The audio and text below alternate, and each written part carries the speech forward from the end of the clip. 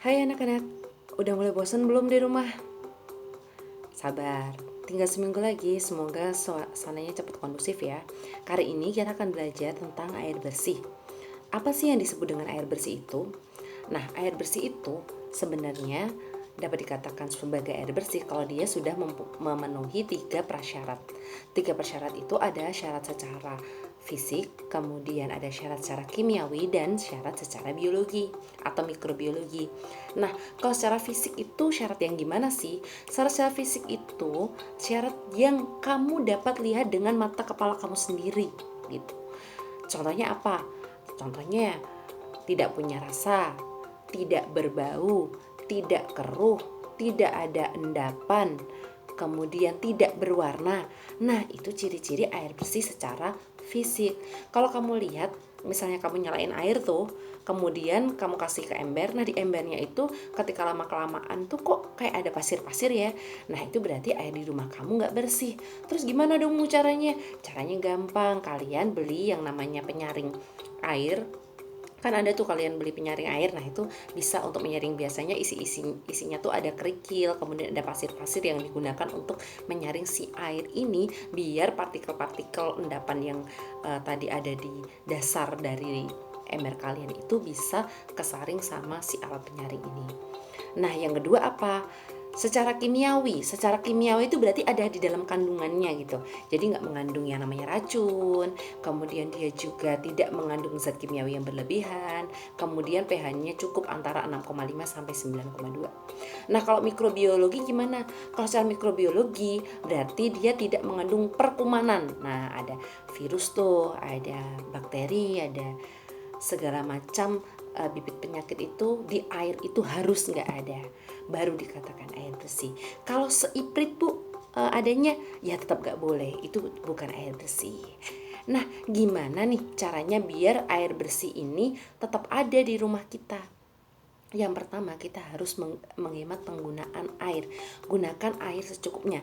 Kalau kamu mandi cukup satu ember, ya nggak perlu satu jerigen ya. Jerigen besar tuh yang kotaknya besar, yang biasanya buat tandon air, gak usah gitu. Biasa aja mandinya, woles aja. Oke.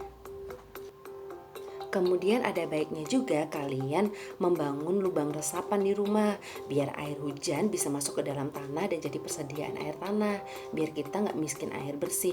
Kalau air bersihnya udah nggak ada, nah lo mau makan sama minum pakai apa, mau mandi pakai apa, masa pakai air comberan? Kan nggak ada yang mau kan.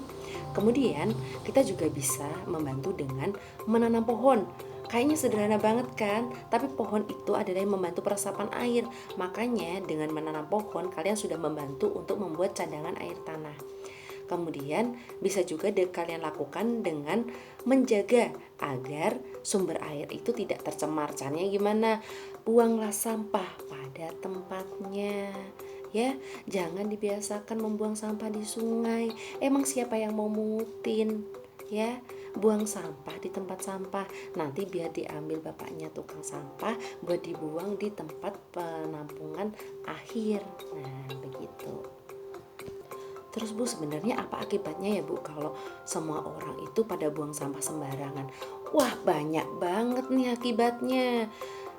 Bisa jadi nih air yang kamu konsumsi itu pasti sudah tercemar ya, sudah banyak mengandung bakteri-bakteri jahat, bukan bakteri baik lagi. Kemudian bisa juga dia si sampah itu merusak aliran air, menghambat aliran airnya, jadi mampet. Kalau mampet jadi apa? Jadi banjir seperti itu. Kemudian tanah yang tercemar limbah akhirnya mengganggu pertumbuhan dari pohon. Sepertinya sederhana ya perkara membuang sampah, tetapi ternyata akibatnya sangat luar biasa. Nah, kalian udah lakuin percobaan dulu belum sama orang tua kalian? Kalian bisa simak ya nanti percobaan kalian itu apakah hasilnya sesuai dengan teori yang sudah diajarkan. Apakah air bersih itu benar-benar bening, kemudian tidak berbau, kemudian tidak berasa, seperti itu? Silahkan dicocokkan ya dan dituliskan ciri-cirinya. Oke, sampai ketemu. Ingat, di rumah aja, jangan kemana-mana. Kalian gak nge-mall sehari itu juga gak akan bikin mallnya tuh tiba-tiba jadi kantin. Enggak bakal. kalian enggak pergi ke misalnya ke Simpang 5, itu enggak akan membuat Simpang 5 tiba-tiba menjadi lapangan RT kita. Enggak akan. Tenang aja, slow. Nanti kalau keadaan sudah kondusif, sudah nggak ada virus-virus yang berterbangan di mana-mana, semuanya akan kembali seperti semula.